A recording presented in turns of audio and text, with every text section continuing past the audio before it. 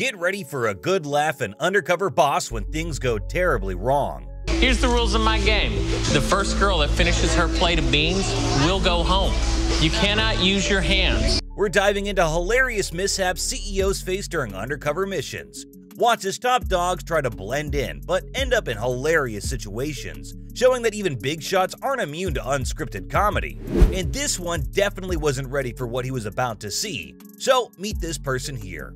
I'm Harlan Kent, President and CEO of Yankee Candle. He slaps on his mask and goes by the name Dan, all geared up to peep what's actually happening in his company.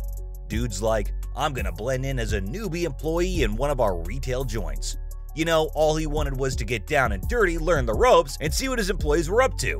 While undercover, I'll be posing as Dan Johnson, a chef from Cincinnati, Ohio. My coworkers will be told that I'm a contestant on a reality TV show called Second Chances. Dan's all excited, ready to see the daily hustle and bustle and chat with customers.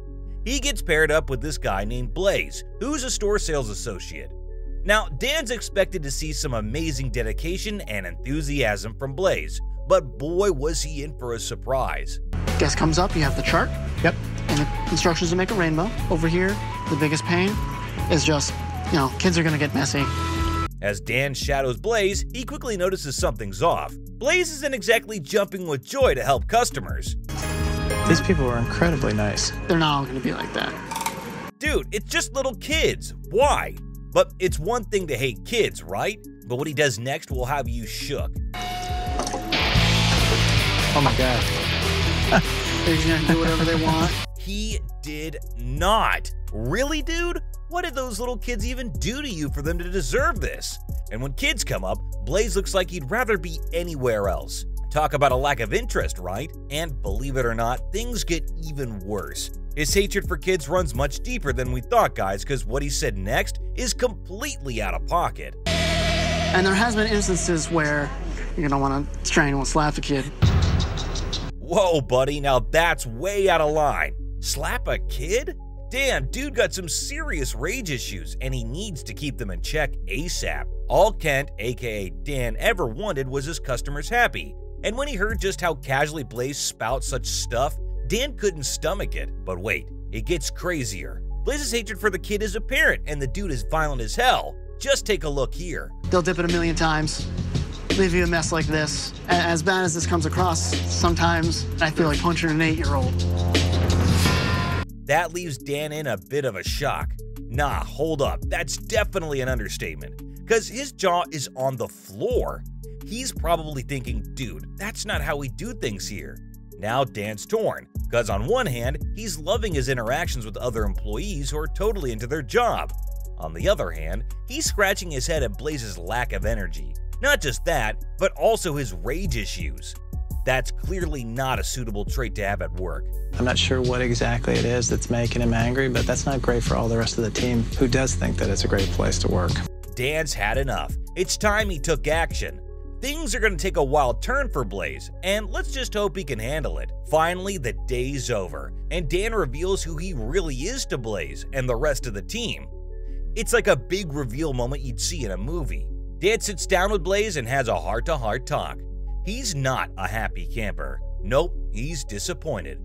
As you can imagine, Blaze, using inappropriate language, especially in a place where you're trying to create a great atmosphere, that's just the wrong time, wrong place. But here's the twist.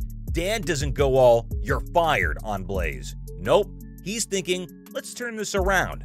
He decides to give Blaze some extra training and guidance. I'm just trying to figure out a way to help you do something where you're psyched about doing it. Yeah, that'd be great. One user even comments how the boss is a true one for giving a second chance without straight up firing, and we can't help but agree. Harlan hoping that with a little TLC, Blaze can become a real asset. He was genuinely wanting to help me figure out. And that's a wrap on this adventure. Dan's undercover mission didn't exactly go as planned, but he's turning it into a chance to make things better. Talk about a roller coaster of oops moments, right? Now, Blaze may have been a pain to have as an employee, but the one next on the list is even worse. Stepping into another undercover mission is the big shot of Hooters, Kobe Brooks. And what was his mission? To understand the company from the ground up, all while his coworkers think he's just part of a crew making a documentary about their jobs. At one of the Hooters joints, he meets Jimbo, the manager. He wants to get the scoop on how things are run and how Jimbo's leadership shapes the place. But wait a minute, things start to get awkward. Jimbo's comments about the Hooters girls and his weird ways of doing things leave Brooks feeling less than impressed. Compliment her on her lack of nails. My, those are some non-glamorous nails you have. As the day rolls on, Brooks gets more and more uneasy. Jimbo's got these crazy ideas, like a bean eating contest and strange games with the staff. The first girl that finishes her plate of beans will go home. You cannot use your hands. And guess what? Brooks is thinking, seriously? Is this what we're doing? He's not a fan of these antics, but he goes along with it for the sake of the show. And if he could, he'd have revealed his identity right then and there to teach that moron a lesson. One user even goes on to say, clearly people are furious, and why wouldn't they be? Jimbo's behavior is completely disgusting, and he has no respect for women. And here's the real kicker. Brooks is struggling inside. He's torn between what Hooters stands for and what he's actually seeing. It's like a clash between the company's values and the reality playing out right in front of him. He's not having it with Jimbo's shenanigans. The way he approached and interacted with the girls is just really not acceptable behavior. I think it is a serious matter. I think it needs some immediate action. As the sun sets on his undercover adventure, Brooks takes a moment to think it all through. He's more than just disappointed by Jimbo's behavior and the whole vibe that's been going on. He straight up says that the stuff he witnessed doesn't match up with what Hooters is supposed to be all about. It's time Jimbo's inappropriate behavior comes to an end. Kobe's decided to unveil his mask and reveal his true identity. And guess how Jimbo reacts when he's finally confronted about his behavior. If I'm too competitive and if I'm too harsh, man, it works. What was that response? He's asking you to take accountability for your actions and apologize to the women you degraded, and you're here saying completely random, unrelated shit?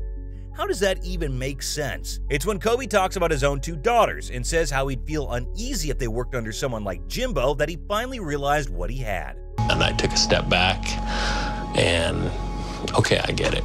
Also, we can all agree that the dude should have been fired. But hey, it seems like Kobe might not have all the power to do that. And I'm not the only one who thinks that. Jimbo was a handful, wasn't he? But wait till you meet our next employee.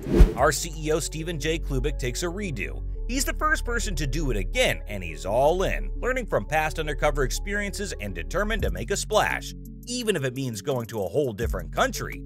Klubik didn't mess around with his undercover game. He knew he had to get things just right. A stylist worked their magic, giving him a whole new look. And get this, he even got his ears pierced. Talk about going the extra mile to fit his undercover role. So now he's all set. He lands in Mexico, ready to roll. But the first thing on his agenda? Checking out his hotel digs. And whoa, he wasn't too thrilled. The room wasn't up to snuff, and he didn't hold back in letting his feelings known. Housekeeping and maintenance were not doing their best, and he wasn't happy about it at all. All of it was just a big disaster. Look at this vent. It needs to be wiped down.